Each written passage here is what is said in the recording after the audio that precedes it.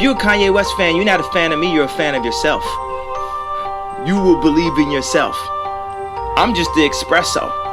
I'm just a shot in the morning to get you going, to make you believe that you can overcome that situation that you're dealing with all the time.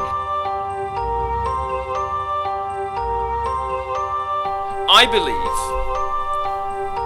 that everybody should have the opportunity to share their views, however noble or odious. There is nothing bigger or older than the universe. The questions I would like to talk about are: 1. Where did we come from? How did the universe come into being? Are we alone in the universe? Is there alien life out there? God, who created this universe, if it was created by God, is quite clearly a maniac. Utter maniac. Totally selfish. The people who are stuck in an image, the people who are stuck and afraid to be honest and dream a big dream.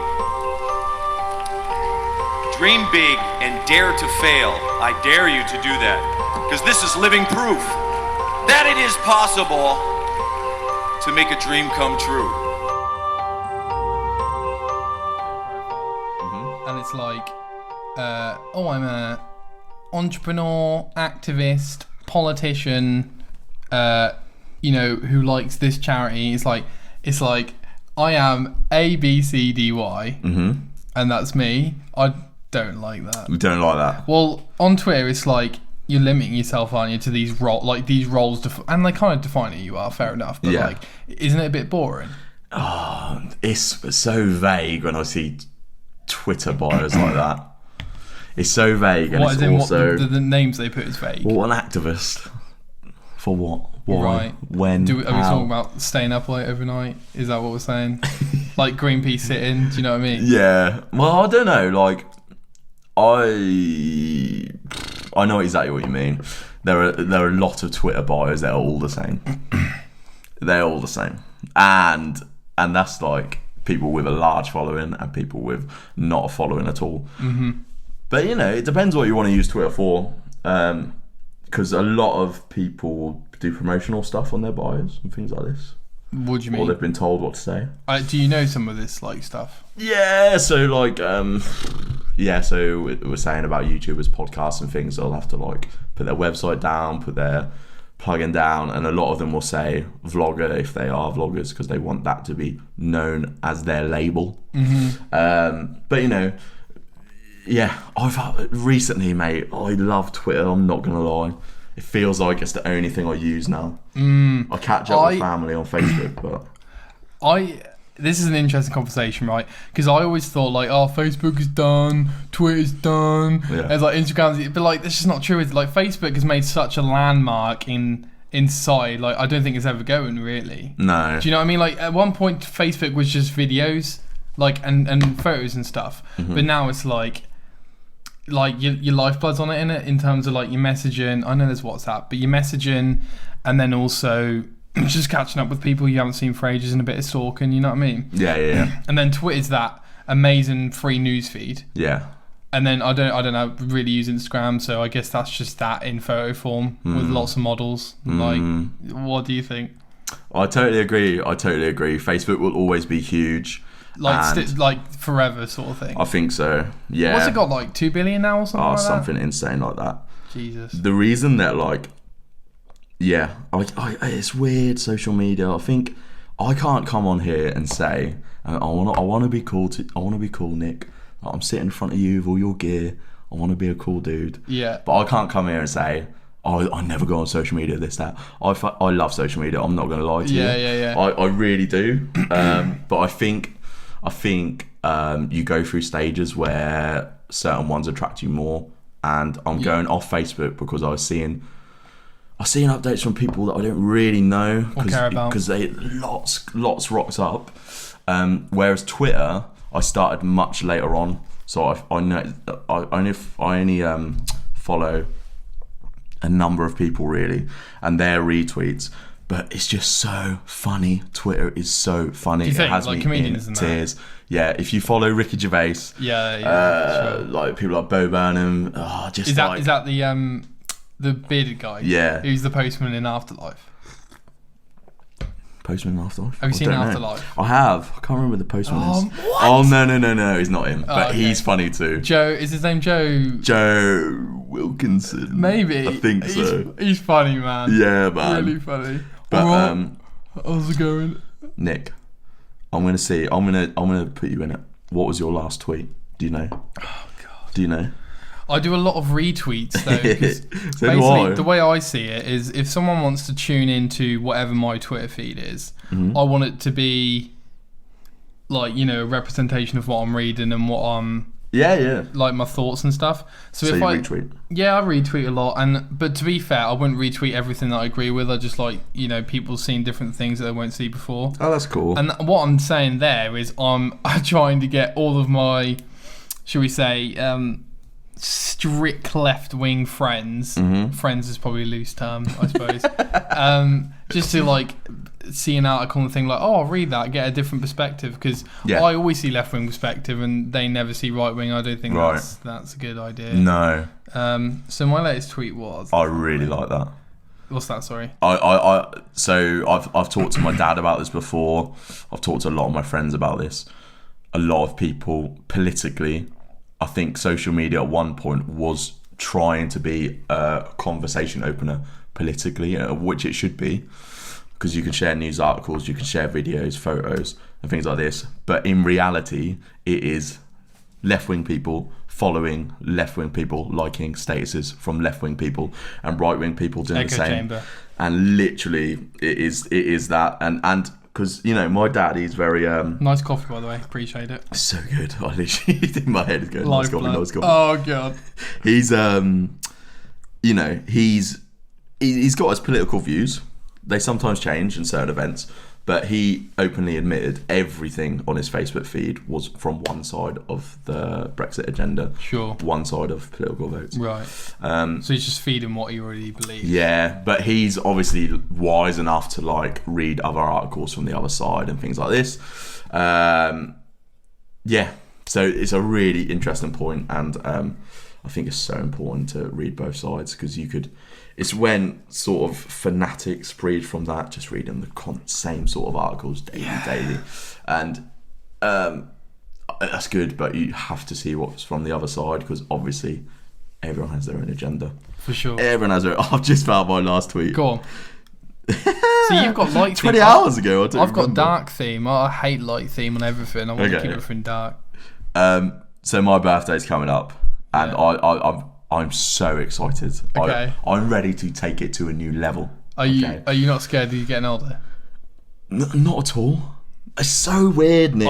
Before we That do is that- that yeah, is yeah. another conversation. Yeah. But I honestly, I was Yeah. scared of turning 22, Yeah, that's a big one. and now I feel like I'm already 30.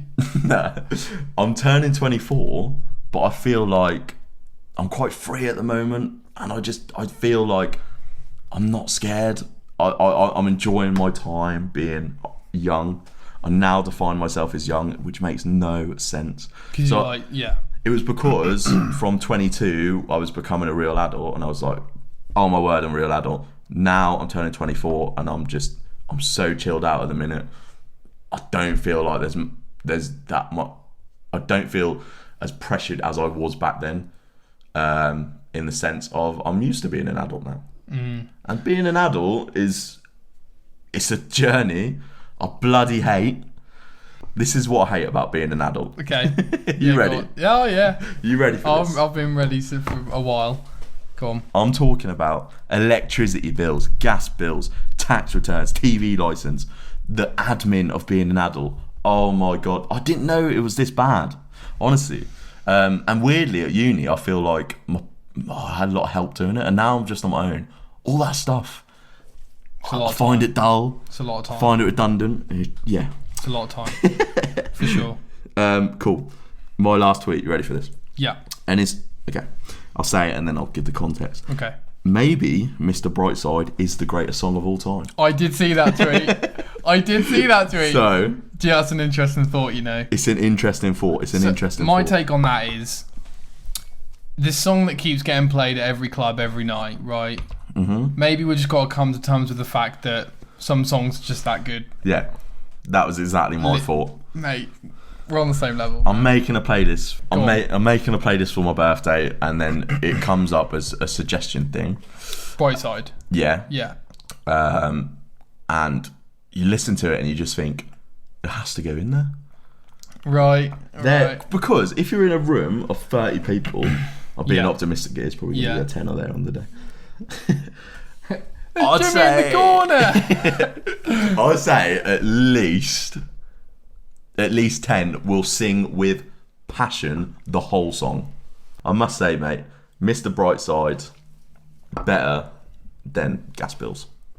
Way better. Gas Bills? Yeah, what I was talking about earlier, all that admin. Oh, yeah. Adult admin. I was like, what God. band's called Gas Bills?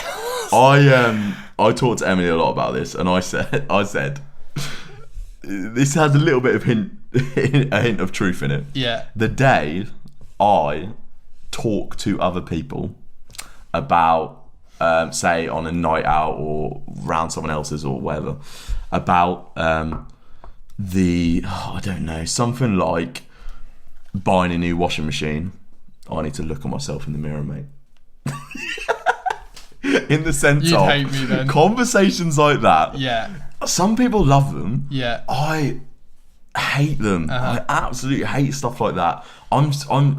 It's bad. I feel like when you came in here, it's all right. It's pretty clean, isn't it? Yeah, I'd say so. I've And I'm a improved clean so freak. much, mate. Yeah. My cleanliness has gone up so much, but I still, things like that do not interest me. They really don't. I feel that is one thing I need to grow up. But that's okay, right? Because like you're. I think what it is you just tie those conversations to being a certain age and being in a certain boringness, right? Yeah.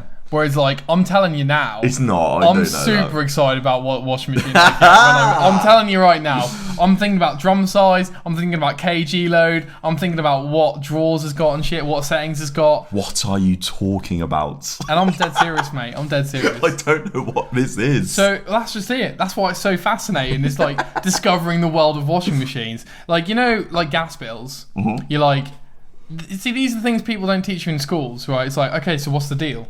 Like, what have I got to do? What have I got to figure out? Like, yeah. So apparently you use gas, but you have to get a supplier, but you use it anyway. So the supplier just charges you for what you use. Yeah. But then, like, you've got meters, and you have to tell them your meterage so they can charge you the right amount. But you could just lie. But then when you move out, you'd have to pay all the extra. Like, what's the deal? Okay.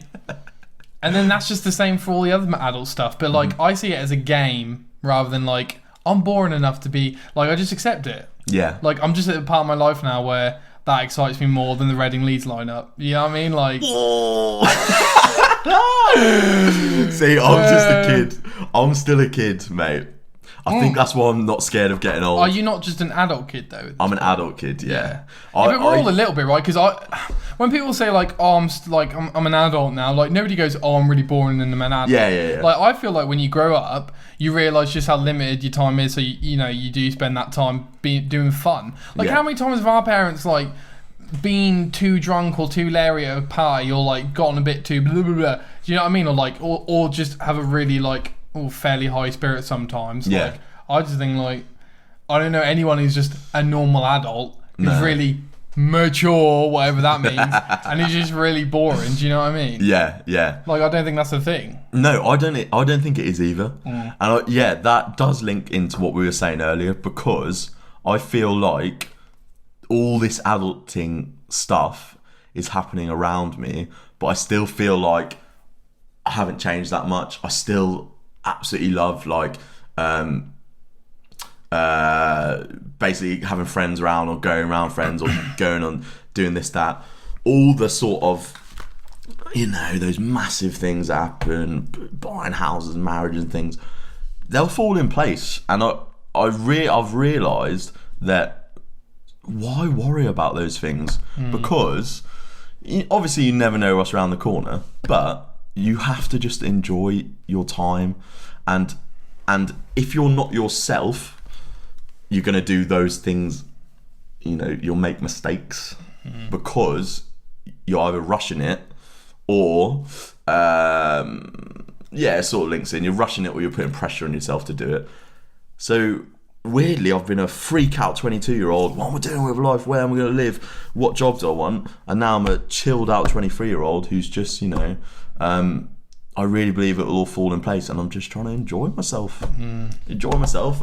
But also, that doesn't mean that I'm a dickhead. Do you know what I mean? Yeah. Because like Magaluf every weekend. It means I want to be happy within myself. Yeah. I'm not always happy, but it means you're happy when other people are happy. So, exactly. That's what I'm going to say. You having a good time, it means everyone else is having a good time. Exactly. Whereas, a dickhead, when they're having a good time, no one else is having a good time. Exactly. That's true love, man. When you want other people to be happy, that's love. And we're not getting into agape love or Greek philosophy, but sure. There are different types of love, but that is love, making other people happy. What, weirdly, Twitter links into that, because I tweeted, I'll tell you about this crisis. Oh my word. I've got a story for you, Nick Burton.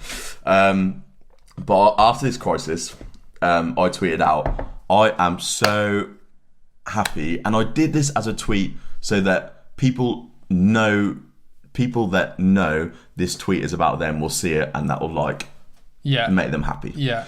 So I didn't do it to show off. Yeah. So I tweeted out, I'm so glad I'm at an age when I think I saw this tweet. Go on. I can choose who the people are around me. I think I actually retweeted and that. I literally love them so much. Yeah. The people around me at the moment are so supportive. I'm so lucky. I have the most supportive family, supportive friends. I don't take any of it for granted. I know how lucky I am. I want to shout them out all now, but I obviously can't because you forget one and then they'll start crying. And I'm not a celebrity. They're just my friends. Everyone has them, man. Yeah. Do you want to hear this crisis? It's a long story. Okay, wait. So before we go on the crisis, you're in charge, Nick. Nah, that's cool. We're both chilling. But before I hear the crisis, I just want to say, I completely get where you're at because I'm in exactly the same place. Where yeah, boom! We missed that. We're not getting old, boy. We under 30, boy. We on the rich train, boy. Need to get some pit stains, boy. You know what I'm saying? Yeah, man. I'm completely with you in terms of I'm just at the same place. Good man. Being at uni, figured out exactly what a friend isn't, what a friend is. Mm-hmm. Feel really bad about most of my behaviour during uni, even though I don't think it was that bad. Oh man, I've been writing lately, in terms of about, I can't believe how selfish I am when I think I'm being selfless. Especially a few years ago.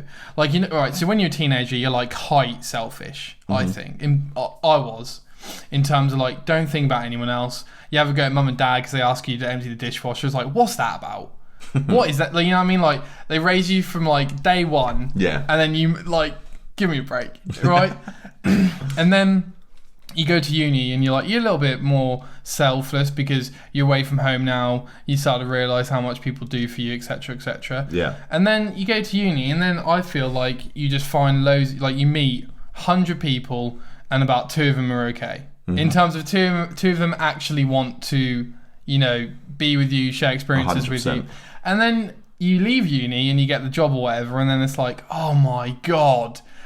Whoever you have to stick by and support because why do they still put up with me? I don't know. Yeah. But oh my literally, word. And then so I think true. back to certain moments, I'm God, I was awful. Yeah. Why would I ever stop supporting them at any point? Do you know what I mean?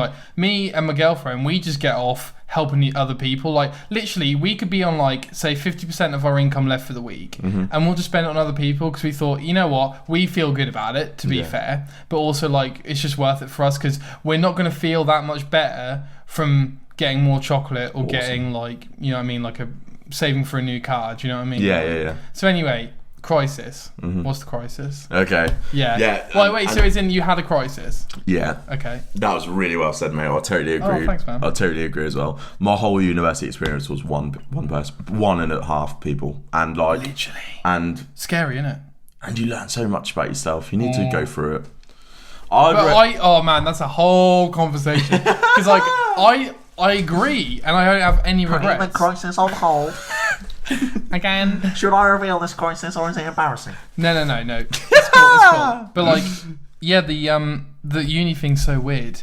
I don't regret it at all. Mm-hmm. But I look back thinking like, why did I spend that much time with them or that? You know what I mean? Like, why? Yeah. Like, there's just so much bad. But honestly, you get all So these much bad. great books of the philosophy of life, all of this. You get these great thinkers.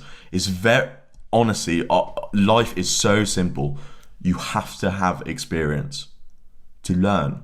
You know, Kanye said it right. It's obviously not Kanye that first came up with this. What doesn't kill you makes you stronger. You Yeah. have to go through things to learn.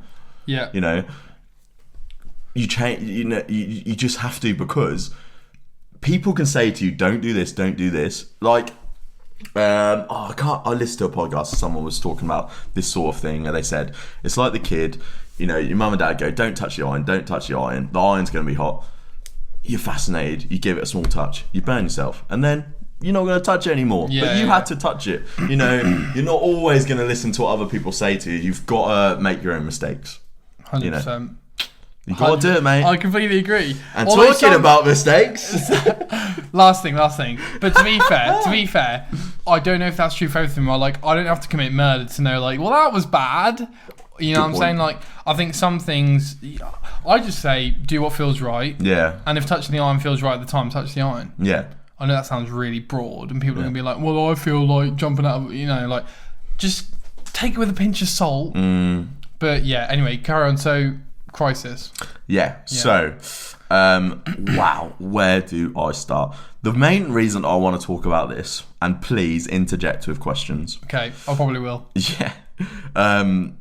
Is because I would never want anyone to go through this. Okay. Okay? Is it that bad? It's pretty bad, mate. It's pretty Are bad. you sure you want to share it? I want to share it, yeah, because I'm not embarrassed by it. Blatant lie. No, I'm not. Yeah, you can And be embarrassed, but also still want to tell it. my closest friends know it. You even told me. Well, that's fine. Yeah, why? Because I wanted to say it for this, mate. It's fine. I want to see your live reaction, Oh, boy. Jesus Christ. Edit. No, it's cool. Come on. All right. So let's start from. Okay. So me, Harry, and Em had been on a night out. We get back here. Yeah. The next morning, I'm chatting with Harry in my room, and How are you, mate? yeah, and my phone goes off. Comes up on my phone, Santander as the caller. Yeah, I'm not going to go into specifics, but I'll go into vague detail. Yeah. I wouldn't expect you to. I answer the phone, and they say, there's some weird transactions going on. And they say, open up your account and just see if they're there. So they say there's pending payments for... So first of all, they're like, there's an Amazon payment for £20. And I'm like, yeah, that's me. Then they go, there's a pending payment for £1,500 to an Airbnb. And I'm like, okay, that is not me. Yeah. What are you talking about? Yeah. So at this point, obviously my heart is pounding. Yeah. I'm terrified. And then they say, there's another payment, £1,500, another £1,500, another £1,500, another £1,500. What? So like 10 grand. So I'm just like, What? Are these happening live? pending payment. As you're checking they're coming up, Right. or they're already all there. This is why I told you to interject. I got that wrong. So this is why I've got to be so careful from it. By the way, I appreciate your clapping. the story. I appreciate your clapping, but Talk over my voice oh no, it's fine. But it's just a little bit. a little bit. I rate you, Joe Rogan. It's fine. I know you're enthusiastic. It's just No, a bit no. like people for some reason don't want. You know what I mean? I say that. Okay. Maybe they do. I don't know. Carry on. Live coffee. Okay. It's fine. Okay. So Don't worry about I was wrong. So basically, I wasn't on that. They were saying the payments, and I couldn't see that they were going through, but they said they were pending. Okay. Oh no. Then they do a security check with me. No, Raph. Listen. Oh, God. I'm helping the people. Santander came up as the number. Santander came out as number. You had swear. that number saved? Yeah, I do. I'll tell you at the end. Yeah, okay. I'll tell you at the end how they did that. So they do a security check to me. Yeah. I'm not going to go through that, but basically, they do things like say the first line of your address. Oh, no. And I say the first line of address. Yeah. And then they say, yeah, okay, that's good. Because I think I I'm doing a understand. security check. Yeah. So that all happens. Yeah. And then I hang up. They've said to me at this point, we're going to call you again to cancel these payments. Yeah. In the meantime, we're going to try and track where the IP address of the payments were made. And the script is unbelievable. The script is so professional. So that happened. I can't remember what day it was, but say that was Saturday morning. And you're like pretty hungover and stuff, and delirious. At this point, I'm just like, What's going on? well, I just want to make sure my money's alright. Yeah. You know, As we I want all to do. make sure my money's alright. Yeah. And I feel like these are the guys that are going to help me. Yeah. Okay. Well, do we? So 2 days later. Hold on. So have you checked your account online? Yeah, check my account online. And nothing's there. At that point. No. At that point, it's all still there. So All there's still no there. pending transactions. They said it was pending transactions. You can't see pending transactions. Damn. You can't see them. But they've said they are. Oh wait, what? You can't on Santander? Uh, I can see him on my account. okay, so if I remember it, No one else can see him. I think there was nothing there Okay. at that point. Okay. So 2 days later. 2 days later. Yeah, 2 days later. Yeah. Same person, call up Santander, security check. They tell me like the IP address we saw it's from Scotland. It's obviously not you. We're gonna sort this all out. Yeah. And this is the key point. Psychologically, I'm thinking I want to help these guys to get my money back. Yeah. That's what I'm thinking. Yeah. It's not rational, it's psychological. So, yeah. So then they ring me up 5 more separate times and they say, we need a code from you to track these payments to get them back. And this is the one thing that I've learned from now, and everyone else needs to learn. That's why I want to say it. You never, ever, ever, ever, ever, the irony of me saying this, give anyone one-time passcodes ever, ever, ever, ever. The bank will never ask for them. No one will ever ask for them. Sometimes the bank asks me for some when I add up a new recipient. Yeah, They call straight for away. you to Yeah. put into your laptop. Yeah, but they'll never over the phone. They'll never ask for it. Right. Okay. Ever. Yeah. Like no scenarios, and never ever give them out over the phone. I did it 5 times. Oh God. So Yeah. so this is why, because I thought Yeah. they said to me, we need these to track them down to get your money back. Yeah. The passcodes were coming in on a message thread, which was my legitimate Santander message thread. Jeez. So I scrolled up and there were old transactions that I've done before, legitimate ones. Jesus. So I thought it was all legit. But then you get it all in hindsight. At the end I'll reveal what, yeah, you could probably work it out. But, okay, so that's happened. Yeah. The passcode bit. Then we're talking 3 days later, and this is where it gets, I think this is pretty funny. You didn't think I was going to say that. I'm really terrified right now. So Pretty I'm terrified. in Leeds at this point, Yeah. Yeah. and I am about to go for a job interview for FDM Group. 2 years, business analyst, and I got the job. I've ruined it now.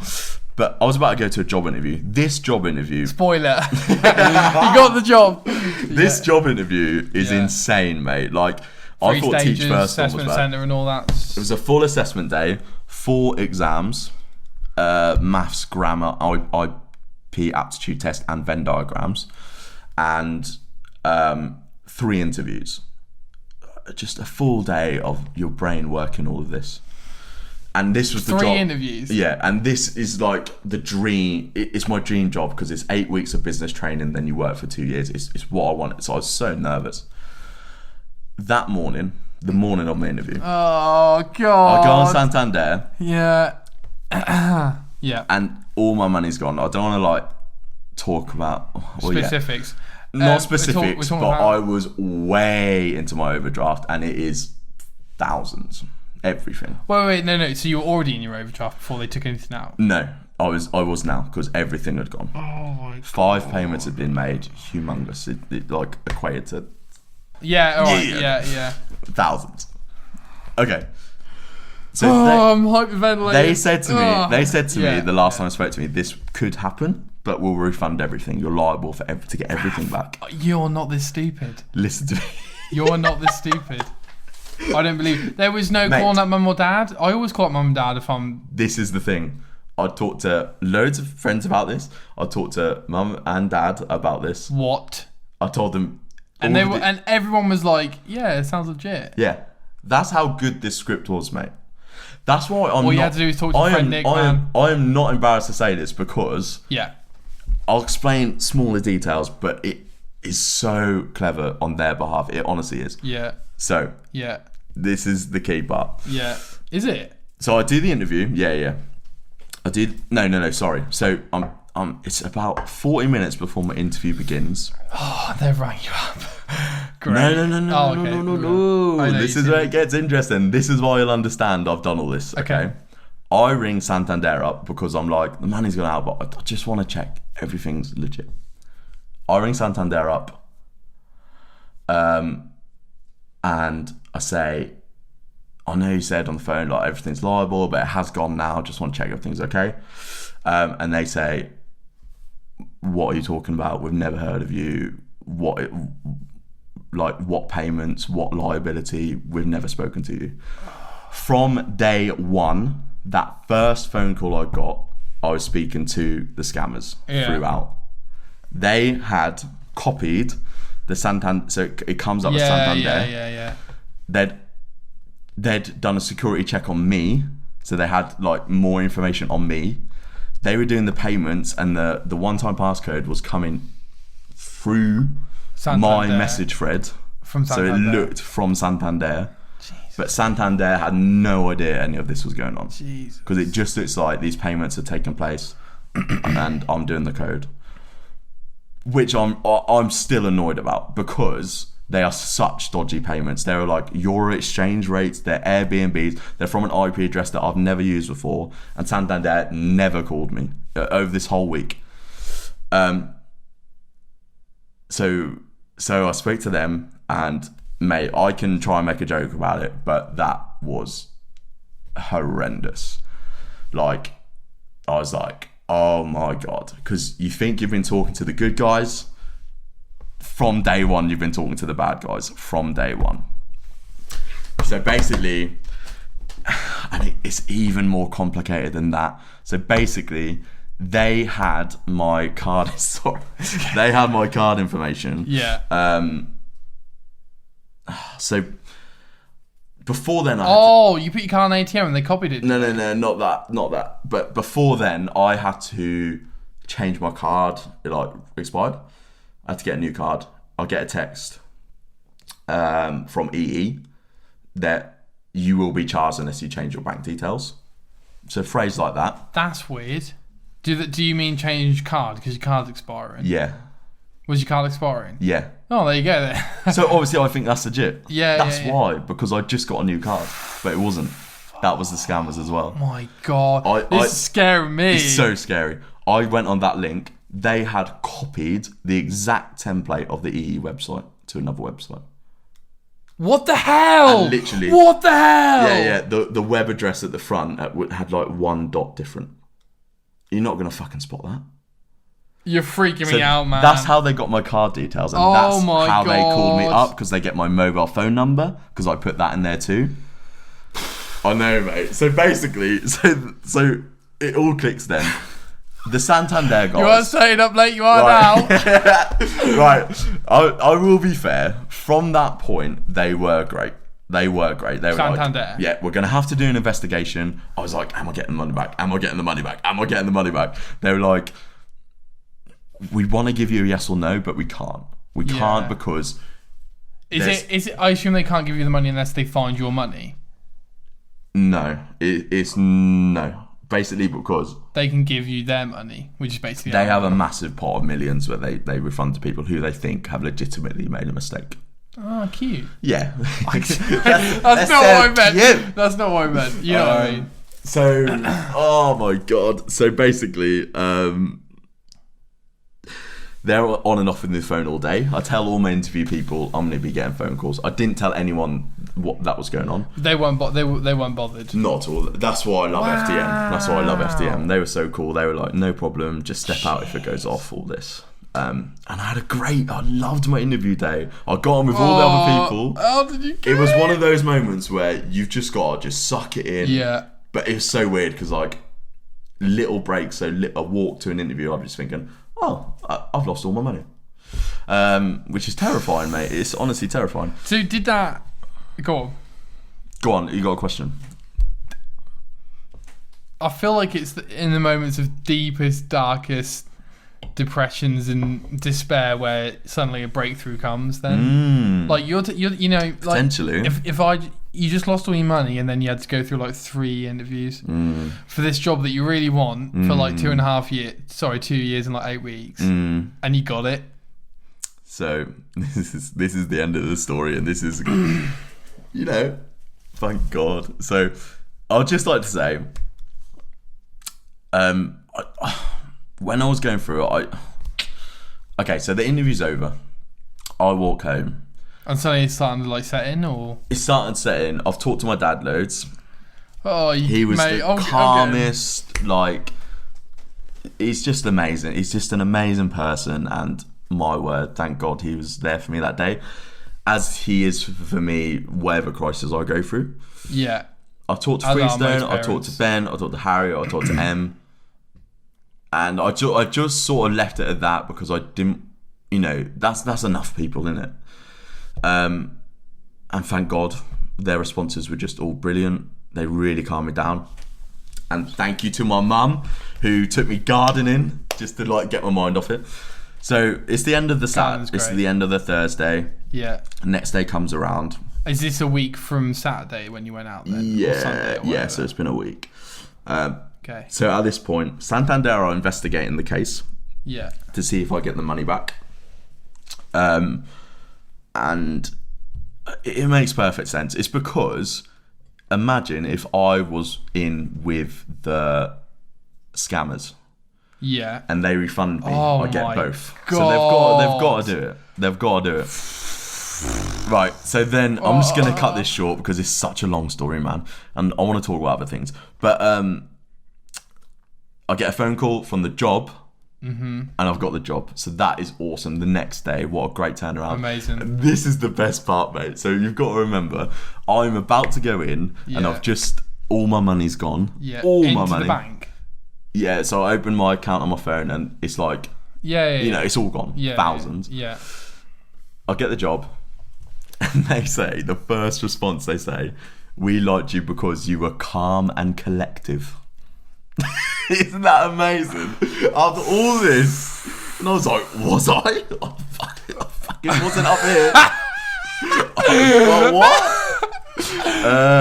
So that was awesome. And then 3 hours later, Santander, the real Santander, call me and say, we're going to give you all the money back. Thank goodness. Oh my God. But I had to do like a half an hour going through like what you shouldn't do. Oh, okay. The 2 things, okay, that I've learned, and the only reason I'm telling this story is so I can spread these 2 things to my friends and family that already know this story. Never give one-time passcodes to anyone over the phone, and never click a link from a text. No legitimate company would send you a link on a text. They just never would. So never open a link from a text ever. Man, so smart. 2 things. It's so smart, isn't it? So smart. Oh, the thing I always think, Raph, that's is my story. Imagine if those scammers put that amount of effort into an actual job, how rich they'd be. That's my thought. I disagree, mate. I disagree because they are making thousands and thousands daily so easily. It's just sad because you're elite. You're going off other people's earnings, and you're just taking. It's horrendous. Like you're taking old people. Yeah. That's beyond evil. Yeah, it Like, is. It is. You know what I mean? Hard-earned money. Like, most of the money in that account was from me and my teaching. And obviously, like, it was a horrendous school. Yeah. It was such a hard job. Yeah. Well-earned money. Yeah. And they Underpaid. got it like that. And they must do it all the time. Right now, people are being scammed. 100%. Like, they must make millions, mate. Be smart out there, kids. I Be bloody smart. hope they get caught. I hope they all get caught. Like you say, it's so immoral because, in a weird way, like mugging someone and taking their wallet, you get your wallet stolen. It's not the end of the world. You go home, you cancel your card, done. You know, someone breaks to your house, takes your There's TV. a thing, yeah. You know, emotionally, it's horrible. But knowing everything's gone, everything. It's like coming into your house, it's been burgled, and like everything's gone. You're just like, literally everything. well, that's my life. Yeah, no, it's like robbers coming into your house, changing the locks. You're banging on the door and they're saying, "We're not letting you in. This is mine now." Jesus. With like big guns. It sounds horrible. I'm glad you got everything back. I'm glad. It's such a. I've never had two different contrasting days, literally, and like, I sort of people might be like, I don't know. It's not even about. It's not like a love of money thing. It's just that you live off that. You know. You earned it. You need money, man. Yeah. You can't deny it. Like, no, it's not like I don't it's not love money. I just need it. It's not like you have 10 million spare. Exactly. We're talking about money you need to buy Exactly. food and drink. Mm-hmm. Some of that might be alcohol, but you know, it's lifeblood. It's not. Exactly. Yeah. So honestly, never share one-time passcodes. Never Well, open there a you link go. to a text. Yeah. Thanks for sharing Right, that. let's move that on. That was scared me half to death. but you know, so the next day I got the job. I got the money back. I went for a curry with my dad. We went to see Yesterday. Brilliant film. Danny Boyle film. I can't believe he directed it because the idea is such a G. I've literally had that idea for years. Have like, you? What if you woke up and your favourite band never existed and you could just write all their songs? I absolutely had that idea 20 years ago. Without question. Nick. Without question, Raph. It was, I think, to be fair, I think that being the Beatles thing was always like the idea. Yeah. So I don't think I made that up, but yeah. Did you see when Danny Boyle was like he went on Graham Norton and Graham Norton asked him how expensive was it to license all the Beatles songs? Oh yeah. And he said it was the second most expensive thing I've done in my career. The most expensive thing was getting Leonardo DiCaprio for The Beach. Oh my god. I know, isn't that mental? Bloody Leo. Right. Jeez, he's like, yeah, but Leo was breaking through then. Well, I mean, he'd done Titanic, but he wasn't like Leo he is now. No. What? I know, it's crazy, isn't it? Oh my god. Right, Nick, I'm going to be host. Okay, go on. Just for a little bit. Yeah. So, I always think, why don't people do this to Joe Rogan? If I was on Joe Rogan's show, the only thing I talk about for 3 hours is him. You know what I'm saying? Like, hi Joe, I'm going to ask you everything that no one's asked you before. Because nobody ever asks him the questions. Yeah. You know what I'm saying? Like, how can you not be fascinated? I guess because our lives aren't as interesting. Mate. But like, how can you not want to ask him about like totally his agree. schedule, his mindset? Yeah. You know, like, I know he always talks about breaking through and stuff. But Yeah. like, I want specifics. You know what I'm saying? Like, how many people do you employ? Why do you employ that many people? Do you trust them? What do you trust them with? And I don't mean, like, I'm not expecting him to tell me his bank details, but, like, I definitely want him to, like, tell me, like, things that I don't know. Yeah, no, You know what I I'm saying? totally agree. And other great podcasts do that. Right. Where they flip it. And Yeah, I find that so interesting. Literally every time. But you are right. I've listened to a lot of Joe Rogan. I've never seen one. Mate, they might ask him one or two, but it might be because the individuals he has got on there a lot of the time have a lot of things to say, or have a lot of perspectives to talk about. And, they're all on there for a reason. right. And They're extremely talented, intellectual individuals. when they flip it to Joe, it's mainly like to link in with what they've done. Oh yeah, sure. Or what they're talking about. Comedy and That would be cool. Jiu-jitsu. That would be cool. Man, He should literally. do one with Jamie, his computer guy, just them two. Absolutely, Raph. Maybe for like the. Is he coming up to maybe 1,500? I think he's past that. I don't know. He's coming. I remember when he was coming up to 1,000, and I was like, "Whoa!" That's a lot Yeah, of literally.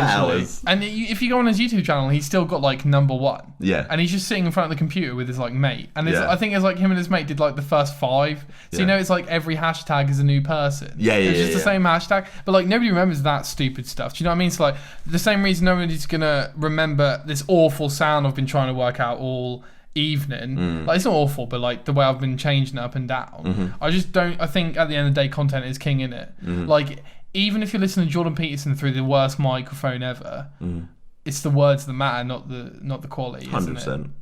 I Like, as long hate as it's reading understand- comments. It's all petty about stuff like that. yeah. Come on. No. You're Anyway, lucky. You're go lucky on. to have him. You are.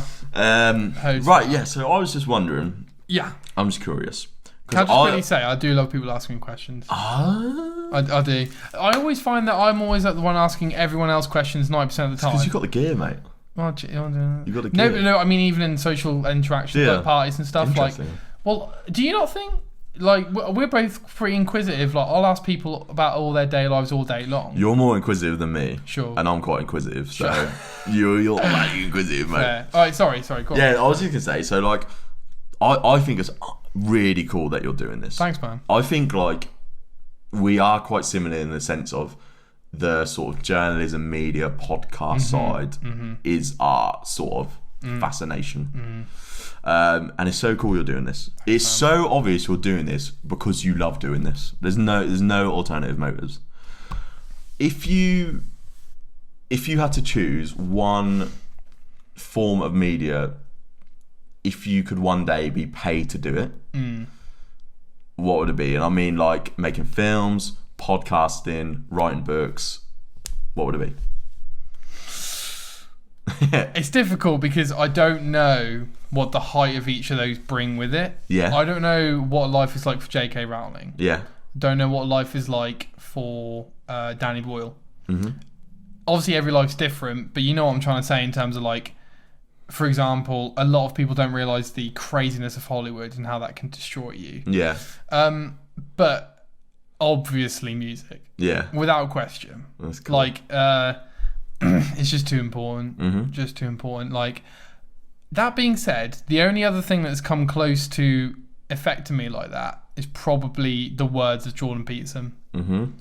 I never thought, and this sounds so cheesy, I never thought your entire belief system could be changed overnight through words. Don't know what else to say. Like, I'm literally like, unbelievable. Amazing. Like, I never thought words could resemble so much in your inner self, in your Yeah. inner body, bounce around in your body like you've never heard that, Yeah. and yet you've always known it to be true. Wow. Like, unbelievable. Just the way that you can phrase sentences Yeah. with words, and suddenly new truths are like brought upon you that you already knew. Yeah. It's I actually get that mental. more from music. Sure. Sometimes I hear a lyric and I'm like, oh my god, how did you know? How did you know? That's cool, man. Yeah. And honestly, if there's anyone, like, there are people out there who are like, why the fuck are they doing that? Why the fuck are they... Do you know what they are, mate? They are people that had a dream once and they're fucking is dull now. They've given up. And they fucking... The way they cope with that is to shit on other people's. Mate, welcome to our daily lives. They're knobheads. Literally, mate, before I go on a rant about this, right? Music is like the best. I'm starting to believe that each song encapsulate a feeling. Yeah. In terms of like, when you listen to this song, you either get the feeling or you have a feeling or feelings. And like, for example, the feeling I get listening to Gorgeous by Kanye West is unlike any other, like Qualia. Like any other song gives me that feeling. Yeah. And that's what's so great about music is like Yeah. each song, each note, each instrument. Yeah. You know, and it's like putting the instruments together suddenly makes something different than just the instruments separate. Yeah. It's yeah, mental. And if you love that so much, you're doing things like this. You wanna put your voice out there, 100%. and you're doing it because you that's what you enjoy. That's what you enjoy researching. That's what you enjoy listening to in your spare time. Yeah. It's not fucking about. People just think, why should we do this? We don't have 1 million subscribers. We don't have fans. But it's not about that. We do it because we actually enjoy it. And the great podcasters, the great musicians went through that. Ed Sheeran used to do like 400 gigs a year around the UK. Jeez. No one fucking knew who he was. Like when he was doing these gigs. Yeah. No one knew who he was. He did it for the love of it. Yeah. And like, I'm not being big-headed, but I'm not saying I'm going to be bloody Ed Sheeran. That's not my thing. But nothing might come of it, but we still do it because we enjoy it. Absolutely. That's what you got to do, man. Absolutely. People have their dreams. If you want to be a fucking engineer, go and fucking do it. Don't let it die, please. Absolutely. Everyone has them. Everyone has them. Oh man. Look, and if your dream is to buy a new washing machine, fuck off. Get out. Get out. Go to the sun. See you later, Raph. Mug. Nah, the Ed Sheeran thing is completely true. He clearly does it for the love, because if not, he wouldn't be putting out album and material still and playing gigs still. Period. If I was as big as Ed Sheeran, I would have retired at Multiply, whatever that album was. Like, Did the old Conor McGregor. Literally, like, just... Where's my coffee, Nate? What's... I mean, I probably wouldn't, because you like it too much and you have so much stuff to do, but he clearly has a love for it. Yeah. It's such a good story of breaking through, though. Yeah. Ed Sheeran. I don't really like his music, but I great don't really story either. of breaking through, and like, just when he thought he couldn't get any bigger, he literally gets bigger. I don't know many pop stars as big as Ed Sheeran. Like, you've got all the hip hop artists like, oh, I'm bigger than him and he's bigger than me, and then there's just Ed Sheeran over there going like, all right, guys, 4 nights at Wembley Stadium by myself with a looper. Now that on your t-shirt. I don't know why Ed Sheeran came to my mind, but it's just such a simple story of loving his craft. Absolutely. And fucking succeeding more than anyone ever could have seen him succeed. It's so right. I wouldn't call me an Ed Sheeran fan now, but you liked his music. We went to a gig to see him. We did. Yeah. Some of my friends are gonna be like, "You fucking did what?" We were young though, but we did. Yeah, we really Thetford young. Forest. That was really cool. Yeah, his home gig basically. But I was gonna say, I remember when A-Team first came out, and it literally. That song's great. Me and Ryan Kirsten, I remember being at. I'm dropping a lot of names. Being at D. Punch 2 dials, 5 numbers, please. Being at D. Hello, we have from Santander. Oh no! Being at D. Stroud's birthday party in his garden, yeah. he showed me A-Team. He played it to me, and we For the first time. Fuck me, yeah, for the first time. And that night, we were still young, so we didn't know what we liked in music really. Yeah. Like very young, like year 8, something like that. Year 9, 10, yeah. Something like that. But he played to me once, and we listened to it over. We must have listened to it 30 times that night. That night? Yeah. Amazing. We just loved it. Wow. It's a bloody good song.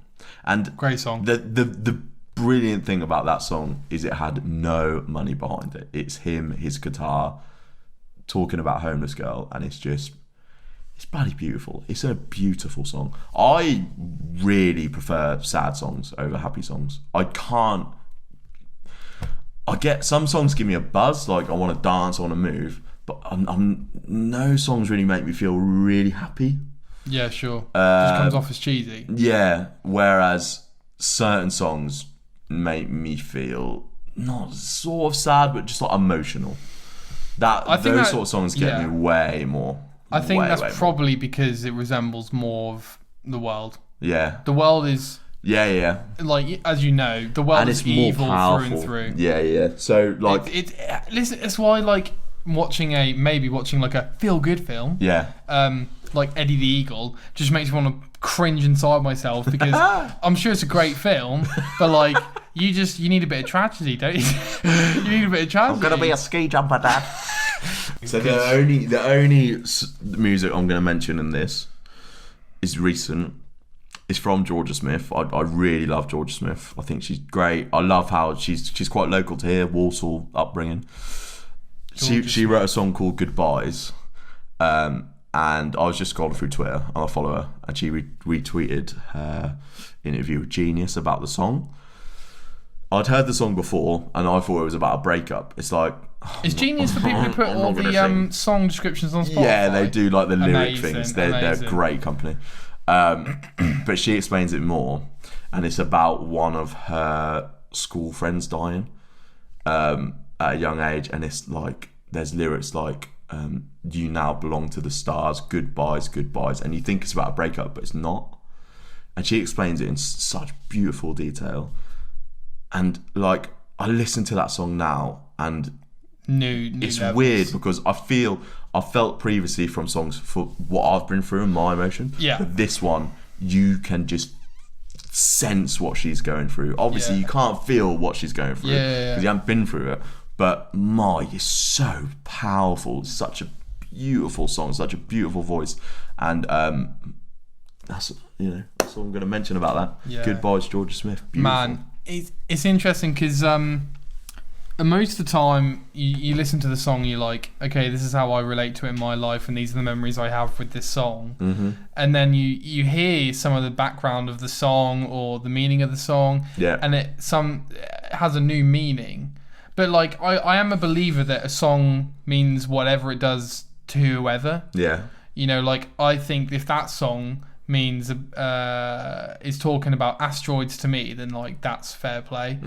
I don't know. I just think like I know what you're saying though, in terms of like it's like see, this is gonna really people are gonna be like, are you serious right now, Nick? Yeah. Jar of Hearts, right, by Christina Perri.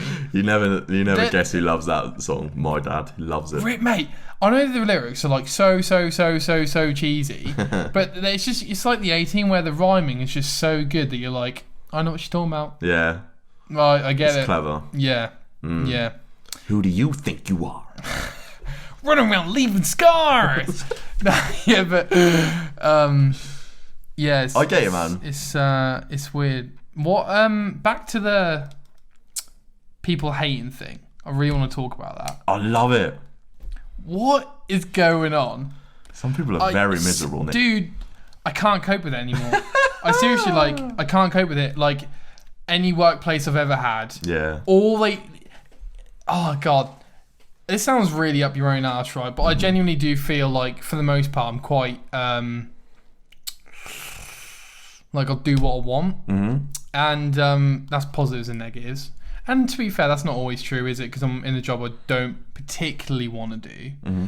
But what I mean is like I'll just say whatever comes to mind, and do you know what I mean? Like, but like people are so sensitive and and I feel like every workplace I've been in, people sense you young, energetic, wanting to do your thing and be free, and I genuinely think they sense it and just go like, I'm gonna shut him down. Under 30, bro. I'm gonna shut him down. Yeah, no. Literally, like every workplace I've ever been to, like he's happy, we're gonna shut him the fuck down. Like any workplace I've ever been to, like like if he messes up once, we're gonna make it seem like it's the end of the world, even though all it does is affect a company that nobody here cares about. We all work for it and we don't even care about it. Yeah. I heard this amazing quote off the Netflix show Street Food. Amazing show. If you haven't, you should watch it. And there's a guy there who heads a restaurant. I can't remember his name, sorry. I can't remember what country either. But he said, be the head of a chicken, not the tail of a bull. And I was like, you got it. You got me. And what he's saying is, head up your own small restaurant. Yeah. And live and die by it and work really hard to make it succeed. Don't be the head of a 3-star Michelin restaurant. Okay. In terms of like, you came in, not that you started it. Right. Okay. Don't be the head of your small company. Yeah. Not the head of Nando's. Get you. And I was like, you're right. I like it. You're right. I literally can't think I'll survive being 30-year-old Nick working for someone else. Period. I just can't do it. Yeah, you got a lot of gusto to you. I sense that. Thanks, man. Yeah. I think we're both like really similar. Quite in terms of like just doing what we want. Yeah. I think we have a lot saying of whatever we similar want to say. interests.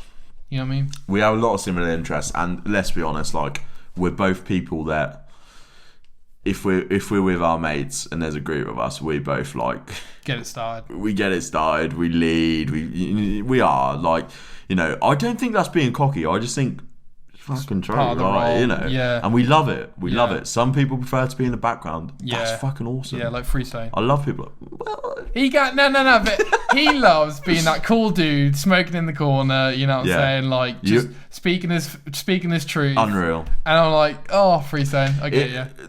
Freestone. Yeah, okay, I'll talk about Freestone quickly and then I'll talk about Sure. but it has to be said, the boy is so much smarter than people think. Sure.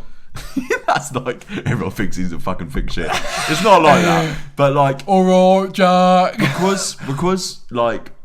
because he isn't really that guy that will like start that conversation in a big crowd. Sure. People don't know how smart he is, how much he is well read, and it's bloody hard to argue with him. We have they're not really arguments, they're just like Debates. discussion, debates. Yeah, that's yeah, it. yeah. We have lots of debates on WhatsApp. The boy is so well read, he can quote so much. My God. So on WhatsApp the other day, I found this quote. I put it in like the party description for my birthday. It was like, we drink to the joy of all at the table. And I was like, Freestone, you got 5 seconds. Tell me where that quote's from. I'll give you $1,000. You ain't gonna fucking get that. He's like, Macbeth. What? How the fuck do you know one line from Macbeth? Like, some people will be like, that's nothing. I'll read this, and this. But he had 5 seconds to answer. Wow. And then he shows a picture of Macbeth. He happens to be reading it. What? Oh, I see. You know, but still, that's mental, it's man. fucking As if you impressive. had that. Yeah, Maybe he that saw the boy. quote and was like, right, I'm going to get rah. Yeah, we No. need to. That boy, Hey, that boy. That is mental. He's a good boy. You two, so I want to talk about your friendship for a second because I'm going to be selfish here and say that I've never had a best mate. Okay. Like, I've had really good friends, maybe one or two best mates, but like right now in my life, my best friend is my partner, Amazing. which is fine. I like it. A lot of people think that's really weird. They're like, no, your partner's not your best mate. It's like, well, whatever. But you That shows you want to have, be around them. That's great. literally, and true. And you two have very much been best mates for as long as I can remember. Yeah. So like, what keeps? I guess you just work, like you just have similar but also different interests. Like what means that you grow on the same path? Like what means that when you hit 26 and you're talking about washing machines, he's not like, I'm done. I don't want to. You know what I mean? Yeah. No, brilliant. So what it is he knows more about me than I do, and I know more about him than he does. Really? I think In so. terms of who you are as people? I think so. Right. So the thing is, with that comes we make each other laugh till I know if he sat there, I can make him be crying with laughter in 10 seconds. He could do the same to me. Yeah. Like, my God, every time we're with each other, we are crying with laughter. Yeah. Like, I remember, right, this is one of my funniest photos of Freestone, and no one will get this. They'll be like, what the fuck are you talking about? But we were having this debate. Usually it's like religion or philosophy or something like that. Politics, yeah. And we were talking about, it was something like, do animals have souls? Something like that. Sure. And we're just debating, and I just fucking lose it. I fucking lose at him, yeah. Okay. And I'm just like, Jack, elephants mourn. and there's that moment we're looking at each other, yeah. And then we're just fucking like crying with laughter on the floor, like Jesus Christ. fucking like we were just like, what the, like, oh mate, that boy, we have a fucking good time, man. That's why I know he'll be my best mate for life. He'll be my best man at my wedding. We have such a laugh when we go through crises. We help each other. A few times at uni, at like 3 a.m, he's called me up. And I'll be asleep getting ready for whatever. You know, I'm not a uni student anymore. And I'll still answer and I'll help him through things, this and that. But fuck me, he helps me more than I help him. Sure. My God. Sure. The amount of like times I've had to call him or message him and he's given me such good advice. Straight to the point advice. Like, he'll be a savage to me, but I know he means well. Yeah. And it's more than like a standard friend because he goes that bit further and he just knows me more. We've known each other for so long. He knows me that well. And like, we don't even need to acknowledge we're best friends. We don't even need to acknowledge how much we mean to each other. We just know. Yeah. We fucking know. Yeah. And we haven't lived in the same city now for over half a decade. Jeez. And it hasn't changed. Yeah. We still talk every day on WhatsApp. We still fucking, when we're on the phone together, have such a laugh, have such a good time. And when we meet up, it's such an occasion now that, like, you know, our friendship will survive anything. It will. Amazing. Like, that boy. Whew. Amazing. And I pray everyone I know, I don't feel I hate anyone. Everyone I know has someone like that. Be that your girlfriend, be that your mum, be that your dad, whatever. 100%. I have loads of unbelievably close friends, but he's my best. And, you know. Is what it is. Fuck me, thank God. Literally. I like to think of myself as Your girlfriend. I like to think of myself as like independent, and obviously to a certain degree you've got to be able to boil the kettle. But like you say, like really when Proven. Best coffee in the league. Literally. Fuck you, Joe Rogan. Carry on. You just got to Bring me my coffee, Nate. That's like Stephen Merchant. That is. When you think about it though, you just completely depend on other people, aren't you? Like, I think when it boils down to it, like if something like the money thing happened to you, I'd have to just call mum and dad. God, yeah. You don't know what to do you? Like, and maybe that's a sign of how dependent our generation is. I'm not sure. Like in terms of like not moving out till they're 20, blah blah blah, and not. It's way older than that now. Mate, I was reading about it, but yeah, you'll rely on someone, don't we? Do you know what I mean? So totally, man. No man's an island. It's difficult, and I've found it more difficult throughout the years, realising who you should rely on and who has got your back. And unfortunately, that only comes from burns, I think, in terms of like people just not... Like, I've met a few people where I'm like, man, I really want to be friends with you, but they're not really reciprocating that. And I'm like, that's fine. Yeah. I'm a bit much sometimes, I get that. So, like, you just kind of... You know what I mean? You just kind of live with that. But, like, at the same... Man, and this kind of goes on to the whole, like... It sounds stupid, but how many times have people not loved themselves enough? Oh, it's horrible. Oh, God. But then what's the balance between loving yourself like and so being badly, cocky? man. Do you know what I mean? Like, I know. It's like Matthew McConaughey said in his Oscar speech. It's like, he's like, thanks, Mum, or something like this. He's like, thanks, Mum, for teaching us that you all right. that you can't love anyone until you love yourself. Yeah. And I'm so a true true. believer of that. Yeah. Like, you just got to pay yourself enough respect, man. I used to really not love myself, and now I do. And I when I see people, you can just tell when they don't. Absolutely. And you just want to... Self-loathing. So hard, because you want to do as much as you can for them, but at some point, it's their bubble and they've got to get out of it, man. 100%. And I owe getting out of mind for people at university, for people post-university, lots of people. It's not an easy thing. But anyway, going back to knobheads, you were talking about your work. Yeah. I think there's a lot to unpick. I really like that we're talking about this because it relates to everyone. Everyone meets these sort of people. Absolutely. Like, if anything, it's probably like a 1 to 10 ratio of I meet people like you who are like still feeling the vibes, you know, still supporting people. Yeah. You know what I'm saying? So there's things like you don't know what they're going through. True that. That is one thing to consider. Wife could be dying at home. Anything. You never know. You never ever know. That's why you can't be quick to, But when people hear that, they then go, I can't judge all these people. But you've got to remember, I said some.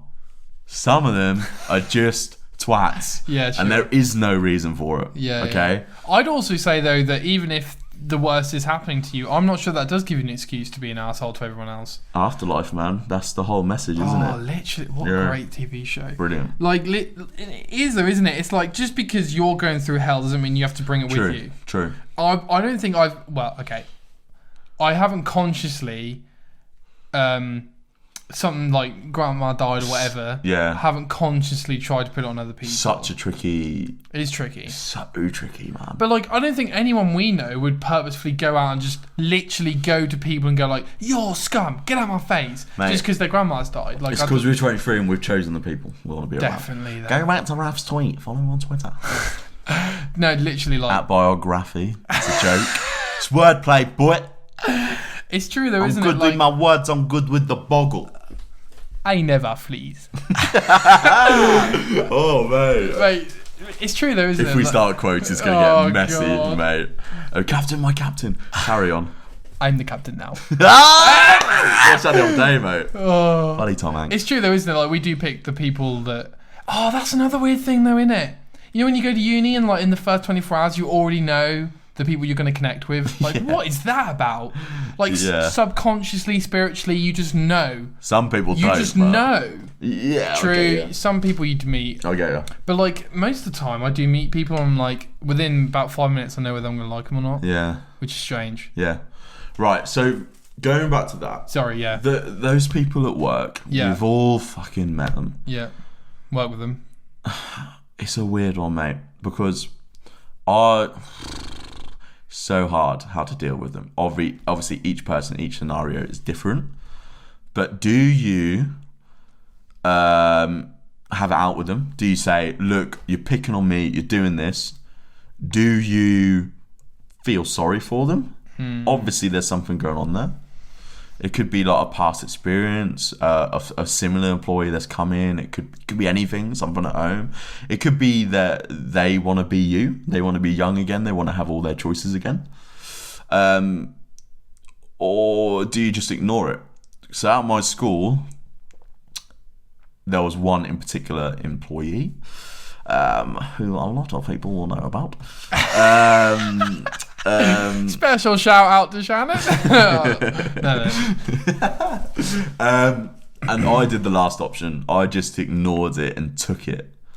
And Like, someone in the managerial role, or and in a weird way, I'm so glad I did, really? because I've learned so much from doing that, and I feel so much stronger now, and I dealt with it all, and I got my revenge in the exit interview.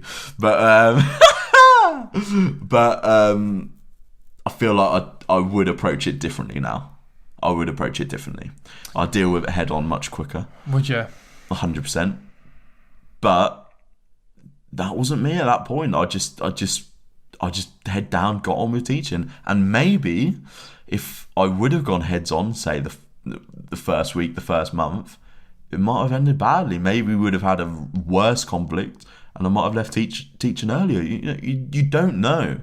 It's such a tricky thing, but you've just got to remember that you're always going to come across these people. I'd just say, do your best to avoid them as much as you can. In work, be around the people that you know are going to support you. Careful, mate. And just, with those people, I don't know, I would, I would feel sorry for them a bit, but also don't let them ruin you. Absolutely. And That's what they want. They bloody well Yes, can. they can. Absolutely. They can whittle you down. Absolutely. So you got like little left.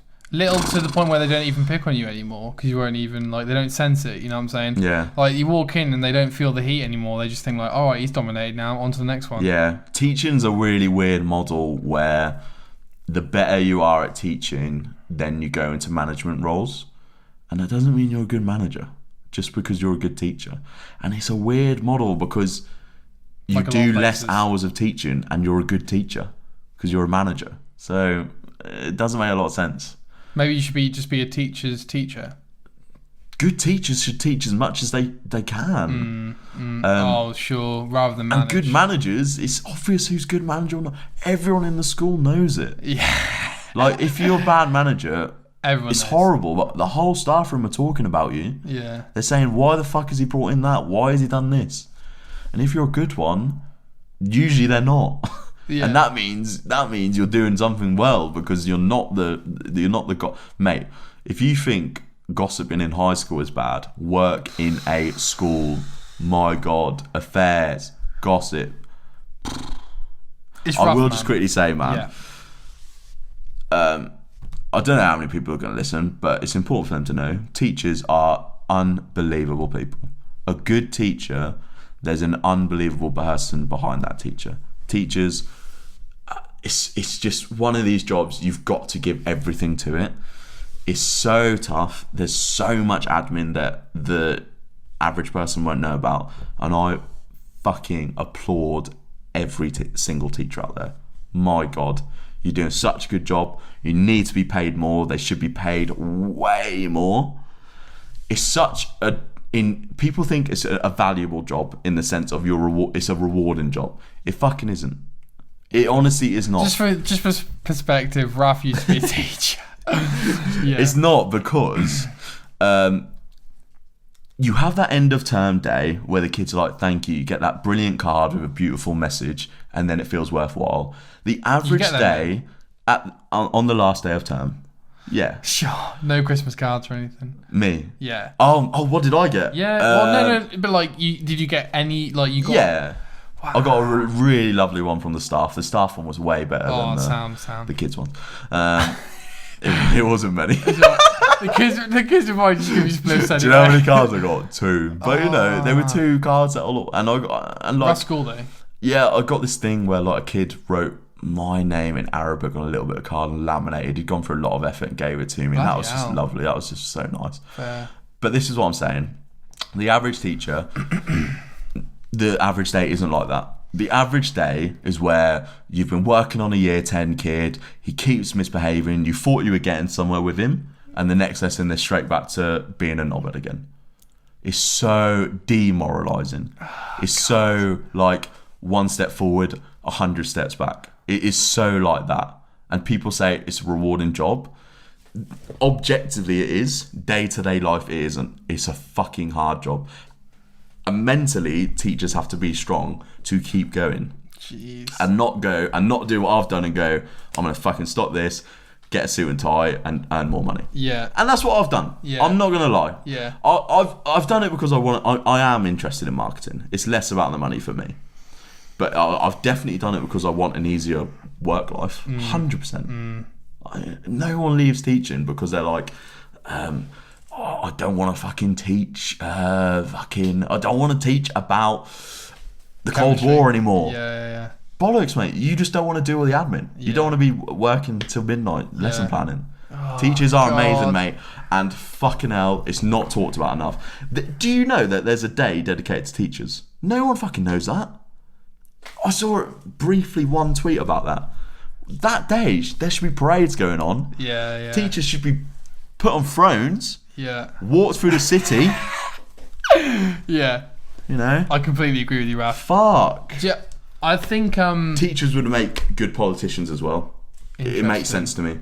So such a you learn about people, you learn about culture. Then make brilliant politicians. Yeah. Is anyone in our cabinet? Did they used to be a teacher? Mate, don't even get me started. Or previously, mate, we are not talking about that. Don't even get me started on that. No. Brexit's happening. We're sitting here. Nothing's going to stop it. Why talk about it, mate? So I've got a few things I want to hash out here. Firstly, Joe Rogan, Elon Musk podcast, is it? Hash. Nah, but so firstly, the manager thing. Why is it? You talk about politicians and how corrupt they get once they're in power. Just look at your daily McDonald's and see how awful the managers get as soon as they become a manager. Mm-hmm. The only justification I can see for it is that they just abuse the power. I don't know what else to say, because like, why is it that bad managers are so bad and the good managers are so easy to spot? Yeah. Unless it is a case of the bad manager just loves just do this, do that, not doing. Like, for example, if you're a manager, I truly believe in, like, you should also be the one to sweep the floor. Like, people, your workforce is not going to relate to you if you don't do relatable things. Yeah. And it's, managers is a crisis at the moment. Yeah.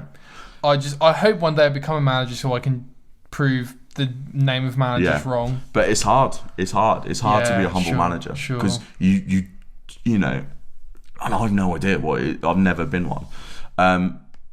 But something you just said is so true. Like, should a McDonald's manager sweep with their staff? The best managers I've come across, so my mental head of department, she worked the maximum amount of hours she could work. Jeez. She'd be Like the first legally one in, or- the last one to leave. Yeah. Wow. Within the school's framework. She did as much of the, what I'm trying to say is she didn't have to. She could have done the minimum and said, I'm head of department. I've got this to do. I don't have to do that. She justified her power so well that everyone loved her. And, it's not an easy thing to do. Because you could easily be in a powerful situation, and I hope one day we both are. I hope one day we both, we get to be more creative in our work and, run projects, things like this. You have to be loved by everyone, and for you to justify your power, you're gonna have to fucking work hard, mate. I think that is it. Just like that McDonald's manager. If people are gonna love him, they want to see him sweeping the floors. They want to see him flipping more burgers. They want him to be, checking up on everyone. Are they okay? Is this okay?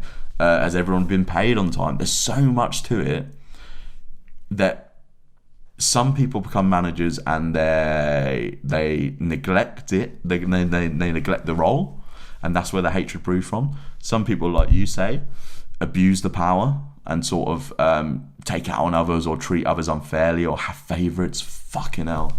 Mate, that's one of the worst. Oh. Managers that have favourites, it's just wrong. The worst. You can be I'm going to use her as an example. My head of department. She was. I said that earlier. Oh, okay. It's good. It's good. Yeah. This is the good one. Oh, sorry. Yeah. I thought you were. Sorry. Yeah. Carry on. She favoured particular staff, as in she was better friends with them. Yeah. That's fine. Yeah. But everyone knew when that bell rang, when we were in a meeting, we were all equals. Yeah. I felt so comfortable contributing. Yeah. I felt she made sure everyone felt so valued. And Amazing. they have to work hard if they're going to be good managers. I get the stereotypes and all that, and I get why I make really stupid mistakes sometimes. Yeah. But at the same time, I shouldn't be generalised and stereotyped for that. And at the end of the day, I always turn up to work on time. Yeah. Always put 110% in That's the thing. everything I do, and not everyone does do that. Exactly, and those type of managers won't ever acknowledge they just go straight to the bad. Never say thanks. They go straight to the bad, and rather than trying to help you, it's straight to the criticism. I mean, come on. Why are you not improving me? Come on. If you want the kitchen to get better, Vulnerable. literally, mate. Oh, it's terrible. I don't know what to say about it, man. It's a good thing to talk about though, because like It you said, is. everyone goes through it, and some people are managers now, some people, but everyone's been on both sides of those scenarios. Do you think? Like people being on the managers You trying don't to just become a manager. Yeah. You don't just become a manager. No, but I wonder maybe they become the manager that people hate because they had a manager that they hated. I don't know. You bloody yeah. But they're probably their boss now anyway, so I'm not really. Do you know what I mean? I don't know. It's a weird one, man, and I'm just getting a bit sick of it because this sounds really pompous, but I do sometimes look at things in the past and stuff and just think you know what, I do think I can manage particular situations a lot better than you. Yeah, I get that. And I haven't got the stress level of you, and I haven't worked as much as you, and I haven't got as much experience as you. Yeah. But I just think that in some situations, I would handle that completely get it. differently. Maybe that's just managerial style. I don't know. But Bring back the Romans, Nick. oh God, Romans. They manage well. Mate, You're not the one of army ours. was top. Fucking burnt. The army was top. The hygiene was top, and that was 2,000 years ago. And then 200 years ago, it was awful. We're gone backwards. You know what I mean? We've been worse more recently than further before. Yeah. That's stupid. I was talking to a mate the other day about Victorians. You know how they used to do toilet things in buckets and throw out the top window? Yeah. That's a common image. Yeah. We did that. Have you ever thought about this? Take the bucket downstairs. Yeah. And just put it in the sewer. Don't fucking throw it on your neighbour. Yeah, literally. Come on. Have some respect. I'll manage you. Oh, I guess it comes down to the whole like, maybe. Oh, do you know what it is, Raph? Creaky Maybe Jarrett. just talk about going on rants. We're going on one right now, Oh, is it? right? One rant, then next topic. I'm going to Asda for my lunch, okay? For my hard-earned lunch, right? Yeah. And I see couples, people with children. Mm-hmm. What are you doing in there during the day? I go past the gym. It's mad. Mate, don't even go there, right? I'm going past the gym. It's like nearly as busy at 12 o'clock in the middle of the day as it is at 5 o'clock. Yeah. That's a lie. I'm exaggerating. I'm a drama queen. What the fuck are you doing? What are you doing? Have you got shift work? Fair enough. You're not in there every day at 12 unless you work night shifts. Fair enough. But not everyone is working night shifts, right? and then I go to like some other place, like down the road, like Solihull or something. Yeah. And then I see a family with 4 kids. They haven't even got trainers that are like functioning. They're falling apart at the seams, and they're playing with an iPad. And I'm just like, where's the value gone? People can't parent. People can't even parent. And like, we're worried about. Oh, I don't even know what to say, man. I'm getting you a bit. It's right. The cycle continues. Okay. Yeah. If someone's raised poorly, Yeah. or raised with the wrong values, and I know that's subjective. I don't care. It's not subjective Yeah. to me. It's just going to continue, isn't it? This cycle of like, I don't work, or 100%. this cycle of iPads are the thing that entertain my kids, so I have to deal with them. Like, what is that about? Like, my partner's a speech and language therapist, and constantly there are kids there who can't talk because all they know is the iPad. Like, what's that about? I am so glad that when we were kids there was none of this. Oh, So God. glad. That's why That's we why had we good know how swings childhoods. work. Yeah. Yeah, I don't know, man. seesaws. Like, I'm just getting a bit. Jungle. I'm getting a bit resentful because every day I see people like passionate as us doing their thing, and it's just roadblock after roadblock in terms of their friends hating on them and their family hating on them, and then I see people getting so rewarded for doing the wrong thing, like the drug dealer opposite the road getting so rewarded. And I've come to a foreign land, 3 hours from my hometown. I've come to a foreign land, got a job No, it is. from degree, Yeah. built up a flat for me and my partner, Yeah. and like couldn't be more proud of what we've accomplished thus far. Yeah. And he deals for 2 weeks and can do the same thing. After what we've worked for like 10 months. I don't know what to say. I just get resentful about it, and I know it's bad because I shouldn't get resentful. You know what I'm saying? Like, as soon as you start getting resentful is when tricky. you start getting down in it, in the downward spiral. No, it shouldn't make you feel down. No. But I get what you mean. I find it a bit mad.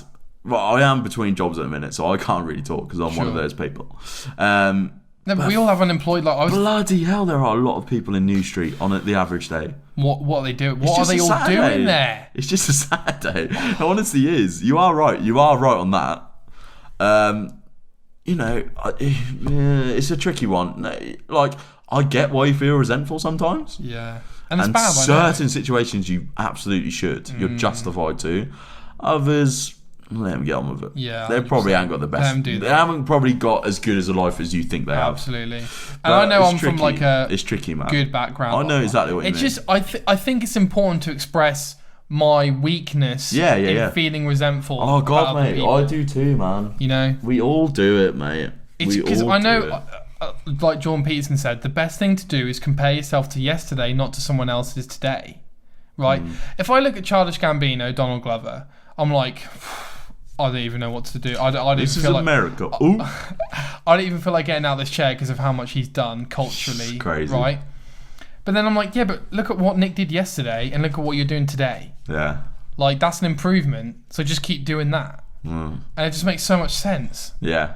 Like you can't just look at like Beyonce and go like, oh my God, she's done X, Y, Z times 30 and I'm already 23 and she was already had 3 multi-platinums. No. You can't do that. It's too unhealthy, man. It's too unhealthy. Like, you've got to go with what you've got and you've got to go step by step. And I do think that like the Rome analogy of Rome wasn't built in a day is absolutely true. Because like I know people say that overnight successes aren't a thing, but in a way they kind of are, aren't they? Because like all the hard work eventually does lead to a kind of break. Yeah. I think. Yeah. But obviously you don't see all the hard work, do you? No. Like Joe Rogan, you don't. All you see is like the numbers. You don't see the 1,500 episodes before that, do you? Yeah. 100%. For sure. Yeah, everyone has their story and their work and things. 100%. No, I get what you're saying completely. Yeah.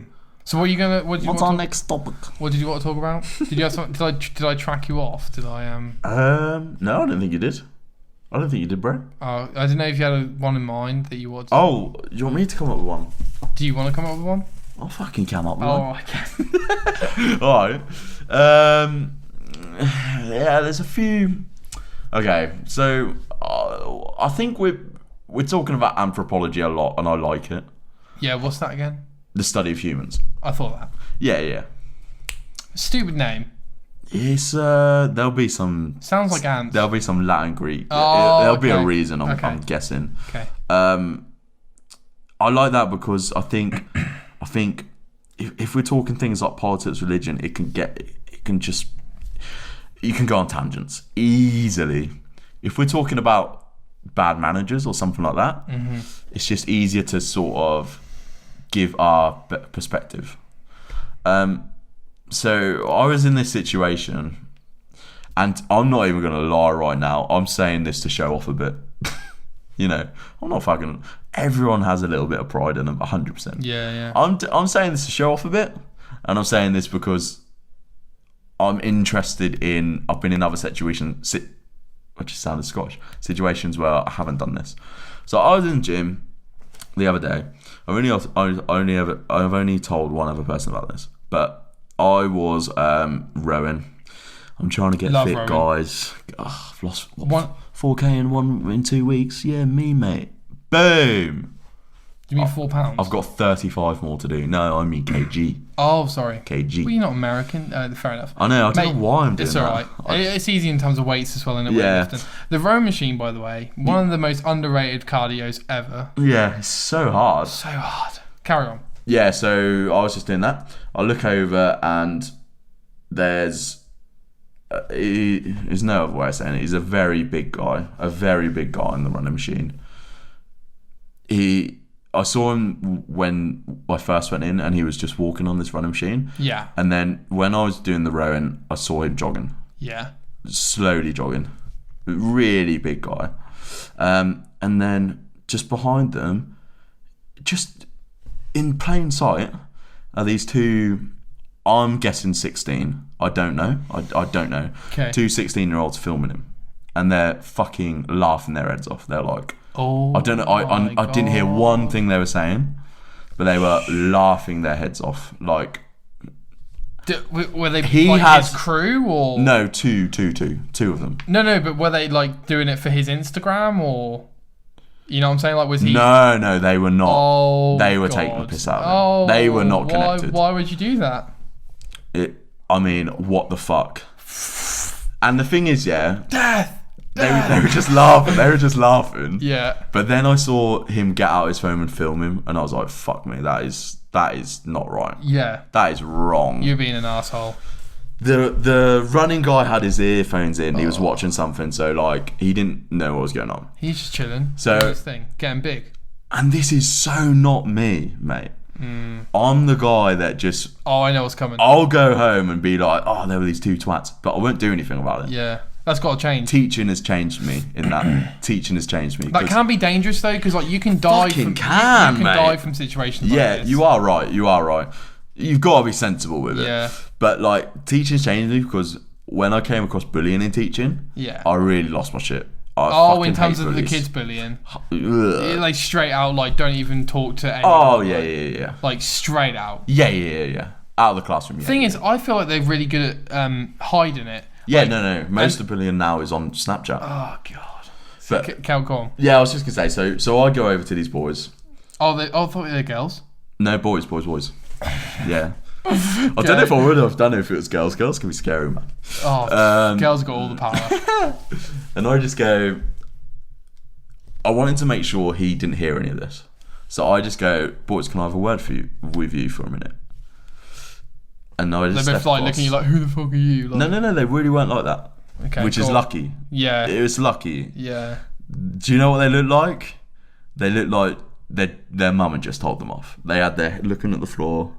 Yeah. So what do you say? These then? aren't like children. Yeah. So what do you say then? So you pulled them over and then... Yeah, so then I just go, look guys, you can't film other people and you shouldn't be taking the piss out of this man for trying to better his life. He's trying to better his life. He's trying to do good for himself. Don't laugh and take the piss out of him. And then I was fucking terrified. Yeah. So I were just they go, quite big teenagers or? No, not really. You were being right. If they were big, I'd have gone out of there. Yeah. So I was just like, if I see you filming him again, I'm going to tell someone and we're going to get kicked out. Because you can't do that. Yeah. And that was it. And then I just went. Wow. They didn't say anything. Not a thing. Bravo. I'm so glad I did it because, like, hopefully they'll remember you did that. The right thing. Hopefully they'll remember and they won't do anything that's like little stupid kids. again. They just act like... They're 16. They're still young. Yeah, but even at 16, when we went to the gym, there's no way we would have done that to a guy that big. Not a chance. We wouldn't even film people in school in case we were stabbed. Yeah. We didn't even have phones, but you know. But you know, like, this is such a fucking generalisation, but like, I'm guessing their dads are the type of dads that go to pubs and take the piss out of everyone. Do you know what I mean? Oh, sure. That sort of thing. Yeah, because that's hilarious, isn't it? Yeah. Oh, God. I literally. But geez, like, they had to learn that lesson. I totally agree with what you're saying. You could do something similar in the street and one of them could pull a knife out. You don't know. But the thing is, I used to be someone that would... Okay, this is really interesting, I think, because I've sort of gone through this in my head a few times. I used to be the guy that wanted to make everyone happy, and I'm not anymore. Now I am the guy that sort of justice and like respect is a bigger thing for me. If you respect me, I'll respect you back. If you don't respect me, I'm not going to try and make you happy. I used to be the peacemaker. Being the peacemaker is sort of like, what it is Life of Pi just comes to mind. I don't know why. I really love that book. But there's a scene in Life of Pi where the son, he's really interested in religion, and he says, I'm a Catholic, Hindu, Jew, Muslim. And the dad goes, believe in every religion is like believe in none. It's sort of like that. You're trying to make everyone happy, you're almost not making them all happy, because, you know, you're just making everyone happy regardless. You need to grow an identity where you stick up for what you think is right and what you think is wrong. It's really important, and it will make you feel so good about yourself. You need to do that, because then you will quickly realise what you want in your friends, in a partner, in everything. Because you're not making everyone happy. You're fighting for justice and respect. It's so important. And literally, it's a horrible saying, but nice guys finish last. I do really agree with that. Because, like, being a nice guy is good, but I think there's a difference between a nice guy and a moral guy. Such a difference. Man, speaking about truth, that's the truth right there. I would literally completely agree with what you're saying. I used to be exactly the same. Like, when you're in a social group, you just want everyone to have a good time, you want everyone to be happy. And then I think it's an immature, I think it's that age thing. 16 to 18. Well, you just want a good time. You don't want party people, 16 right? to 20. Yeah. You don't want to upset people. And then, like, oh God, you're so right. And then you just get to an age where you just think, you know what? Like, I'm not the problem not being able to convince you to be happy. Exactly. You're the problem. Yeah, and sometimes it's about a problem, but sometimes it's just like, sometimes you won't click with someone, and that's fine. Yeah. That's fucking, people don't understand how many people there are out there for you to meet. Yeah. My God, I love meeting people now. I used to think I was in this boat. Like, there's someone for everyone. 100%. There is a million people for everyone. Apart from those twats at the gym. There is no one for They've them. only got their dads. My dad has this brilliant story of like, it's there's different ways of looking at it. Sure. But like at one of his churches, he used to be. I won't say it. Nah. Church. Well, you were going to say the church name? No, I wasn't. Oh, I'm not gonna say it. No way someone would trace this story. It's so old. But there was this parent who sort of said, my kids are getting bullied. Like, I don't know what to do. They sort of reached out to dad. Oh, God. He went round. No, like school. Okay. He went round their house. He met the kids. Oh, your dad, And his first thought, I totally understand why they were getting bullied. They were little monsters. Oh. They were just absolutely rude. Just so like arrogant. Arrogant. Oh. And it just all clicked. Yeah. Yeah, So man. it wasn't like they were innocent, do good. No. They were the opposite. Yeah. Oh, God. And he's like, okay, what a tricky situation, huh? So but, how do you tell the mum that like your kids are little shits? You can't. Yeah, I mean, that is too awkward.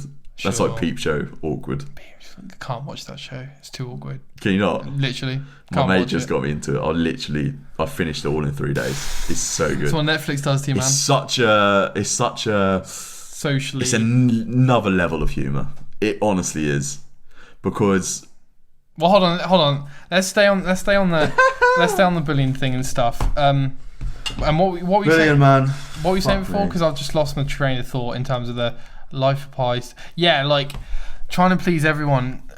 Thing is, Raph, It's not possible. for me, it's difficult because in the situations I find myself in now, I agree where people won't click, and I've accepted that. Yeah. But at the same time, I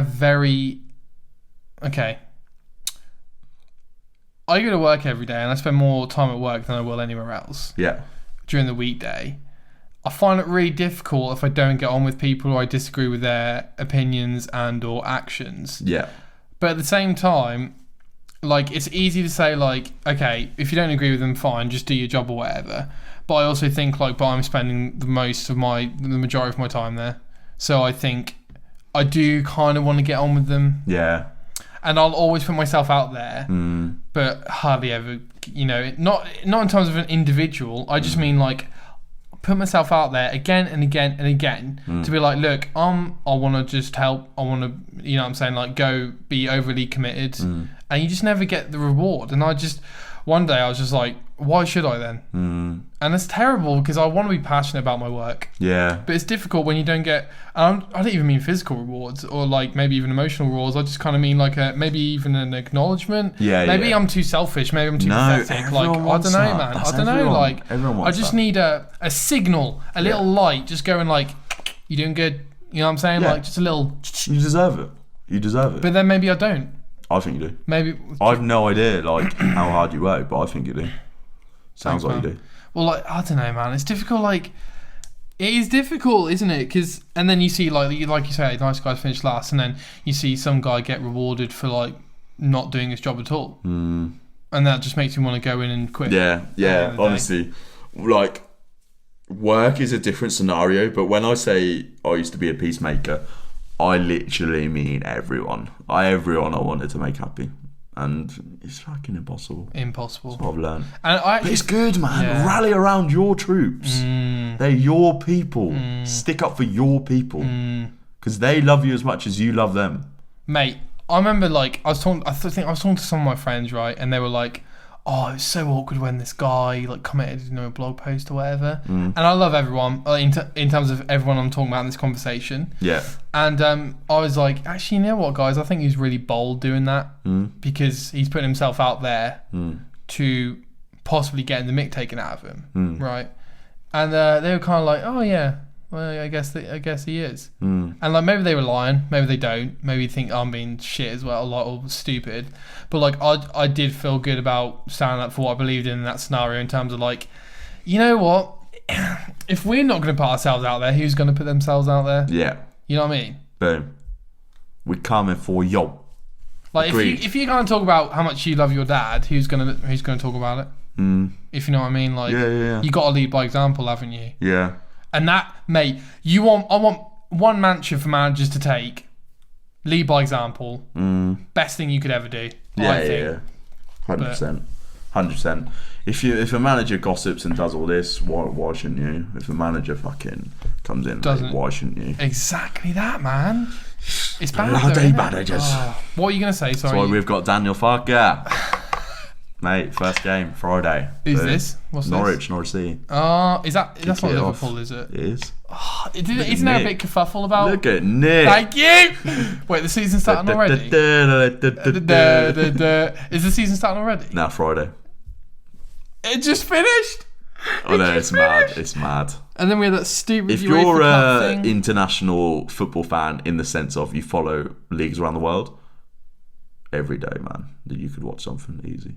I don't know how I feel about that. It's fucking. You shouldn't. That's too much, man. Good stuff, mate. Next time we're talking about football, I'll tell you that right now. Yeah. So what were you gonna? Sorry, I cut you off. Were you gonna go on something before I cut you off? I forgot. We were talking about I went back to the manager thing, but you were going to talk about something else. Peep show, societal awkwardness. Yeah. Maybe? Oh right. Yeah. Yeah. Obviously, like all TV is subjective, but I would recommend if you've seen In Betweeners 100 times, if you're rewatching, comedies that you keep seeing and you want fresh laughs, I'd recommend Peep Show. Would you? Especially for people our age. Literally, I'd say 20 to 60. Probably 20 till fucking infinity. Yeah. It's so relatable. It's so quotable. Oh, it's just genius. I love it. Really? I love it. It's so awkward, man. I can't deal with it. Oh, it's beyond awkward, mate. I can't deal with it, man. I just can't. I'm sorry. I know that's the humour, but like, I don't even know if it's funny, if you know what I mean, because it's so awkward. It's funny scenes, mate. Oh, mate, it has me in tears. Mate, man, that's it. It's all subjective, man. Should we wrap it up? What do you want to watch? Yeah, bro. All right, sound. Yeah, no. Thank you, Nick. No worries. Thanks, Very Raph. interesting, and just like I said before, I fucking love that you're doing this, and Thanks, man. Thanks for coming don't on. let dream crushers get you, man. I appreciate Dream that. crushers are after you, mate. They're going to be like, "Why the fuck are you doing this?" Ignore them. I appreciate that. Keep it man. up. Deja vu right here. We'll do it again. You're number one, so you know what I'm saying? Like, as in, well, you are number one, but you're also the first podcast, so hopefully that lets you know how I feel about you doing this. Cheers, mate. No worries, man. Well, should we wrap it up Getting then? emotional here. Yeah, man. Okay. Cheers, guys.